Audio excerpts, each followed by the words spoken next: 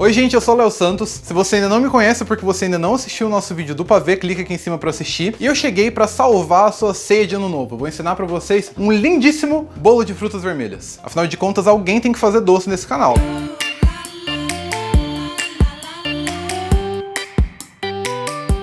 Esse é um bolo que é super gostoso, é fácil de fazer, só que ele é um tantinho extenso. Então se você for fazer pro seu Réveillon, o ideal é que você comece pelo menos um dia antes. Eu vou começar ele pela massa. Então eu vou pegar um ovo, açúcar, e pode ficar tranquilo que a receita completa tem aqui embaixo na descrição do vídeo. Uma colherada de manteiga, um chablau de extrato de baunilha e uma pitada de sal, generosa. E aí a gente vai bater tudo isso. E aqui a gente precisa bater até dar uma boa clareada. Ele vai sair de um amarelo gema para um amarelo quarto de bebês. Agora eu vou entrar com amido de milho, farinha de trigo e leite, integral temperatura ambiente. E aí vocês repararam que tem uma batedeira ali atrás, mas eu tô usando o fouet para desmistificar essa história de que tem que bater bolo para ele ficar fofo. A gente não quer desenvolver glúten na massa, a gente quer uma massa leve, então por isso eu tô usando um fouet. Eu vou misturar só até homogeneizar. Então quando você perceber que não tem mais nenhuma bolinha de farinha, tá na hora de entrar com fermento. E aí só misturar novamente. Então agora a massa tá pronta, eu vou reservar. E aí eu vou untar uma assadeira de 21 centímetros com fundo removível só com manteiga. Se você quiser fazer um bolo maior ou menor, aí você tem que fracionar ou multiplicar a receita. Essa receita vai dar exatamente pro tamanho da minha assadeira. E a forma tem que estar untada com manteiga e sem farinha, porque a gente não quer aquele acabamento enfarinhado em volta, quer um acabamento mais liso. Se a sua forma não tiver fundo falso, você pode forrar ela com papel manteiga, isso vai te ajudar a desenformar o bolo com mais facilidade depois. Nesse momento é importante já ter o seu forno pré-aquecido a 180 graus. O forno a 180 graus vai fazer o seguinte, ele vai fazer com que o nosso bolo cresça de forma igual, sem criar aquele topo no centro. Quando o forno está muito quente, a lateral frita e o fermento age só no meio, criando um ovo. Então, é importante respeitar a temperatura do forno. E vocês viram que o mundo da confeitaria é cheio de detalhes, né? Se vocês quiserem uma série específica de confeitaria, comenta aqui embaixo, enche o saco do Mohamed. Quem sabe a gente não faz uma série específica de bolos ou de confeitaria para vocês.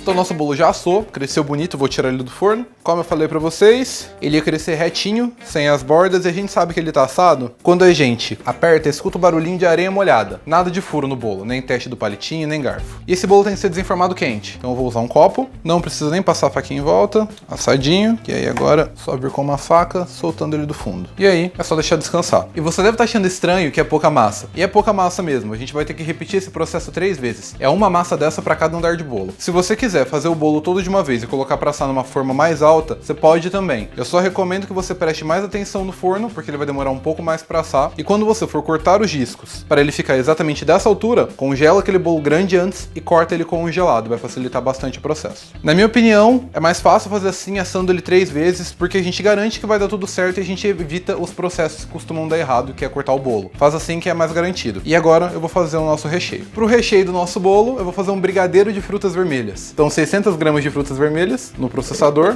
E aí, só processar tudo isso.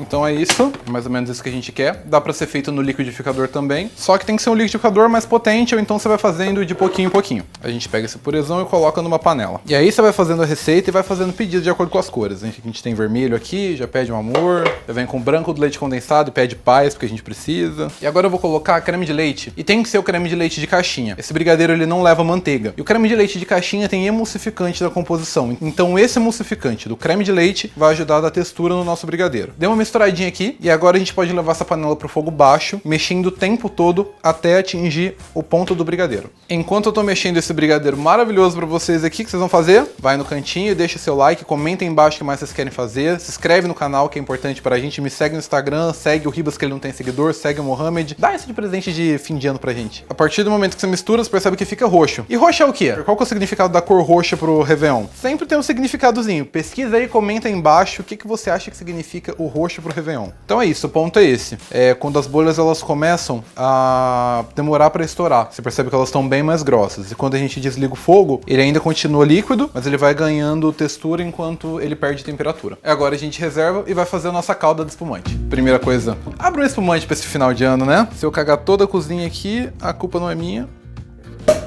Pronto. Panelinha, 200 ml de espumante. Já passa pra cá esse espumante aqui, ó. Vou segurar aqui pra você, Léo, tá? Açúcar e água. E aí pode colocar fogo médio e deixar reduzir pela metade. Você vai evaporar o álcool e vai concentrar o gosto do espumante. Então vamos lá, a calda tá pronta, agora é só colocar num potinho e reservar.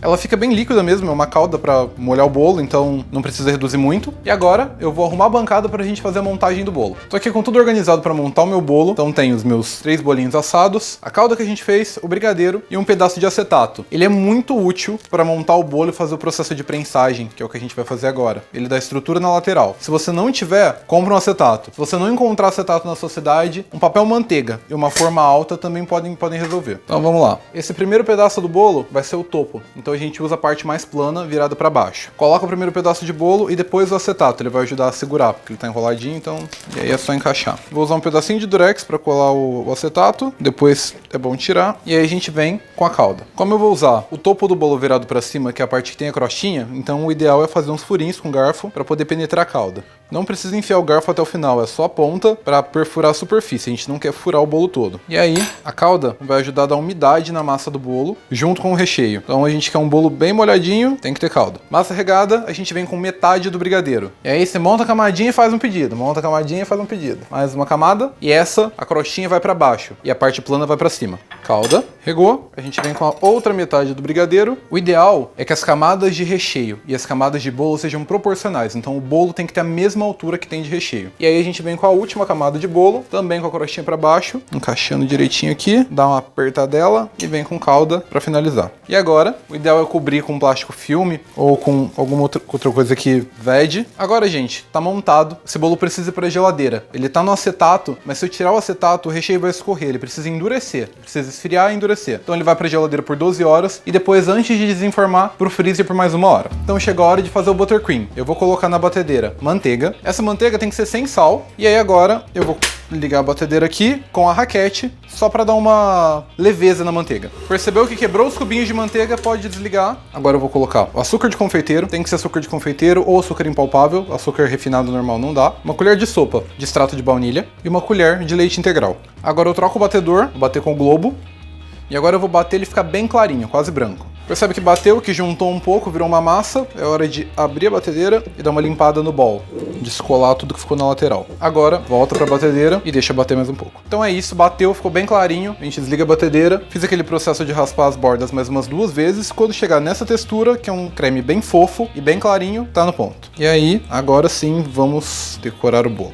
Então é isso, gente. Eu separei o buttercream em 2 sacos. Tem um com bico de confeiteiro, pitanga, e tem outro sem bico, que é pra gente aplicar a cobertura nas laterais. Peguei uma bailarina, você pode usar na sua casa, se você não tiver uma bailarina, um pote com um apoio de madeira em cima, como o Mohamed fez num bolo de chocolate, clicando aqui em cima, e uma louça pra gente servir. Vou pegar o meu bolo, vamos desplastificar ele. Essa hora é importante ser o mais rápido possível, porque o bolo não pode perder temperatura e porque tá calor, né, gente? Se tiver fresquinho na sua casa, beleza. Então, só pra facilitar o processo, eu vou cortar o excesso do acetato e aí é só posicionar o bolo no centro da louça de serviço e virar. Tira da forma, tira o acetato e é hora de vir com um saco sem bico. Não precisa ser perfeito, não. Eu tô espalhando o buttercream pra depois facilitar quando a gente for espatular.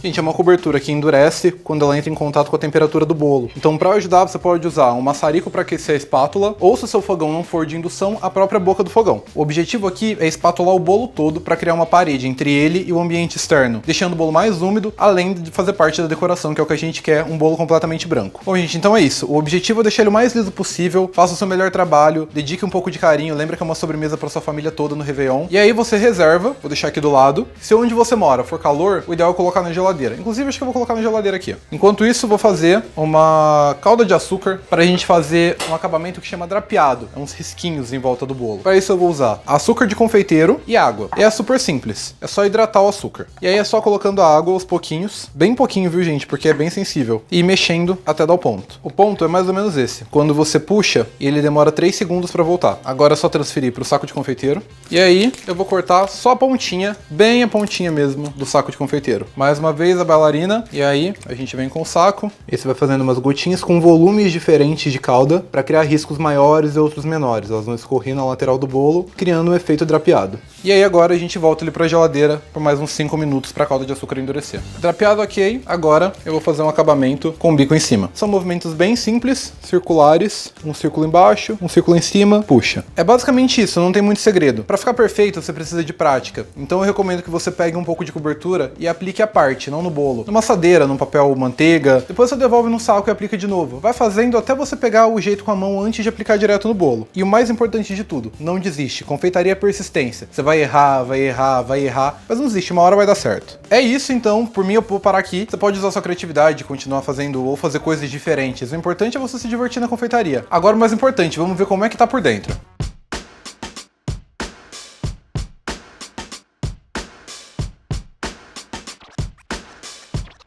Seguinte, galera, tira esse bolo da geladeira mais ou menos umas 2 horas antes de servir, porque ele passou um tempo no congelador. E aí depois pode cortar, vocês vão ver que as camadas estão bem proporcionais entre recheio e bolo. E é isso que faz o bolo ser perfeito, quando ele todo se torna uma coisa só. E agora é hora de experimentar para ver como ficou.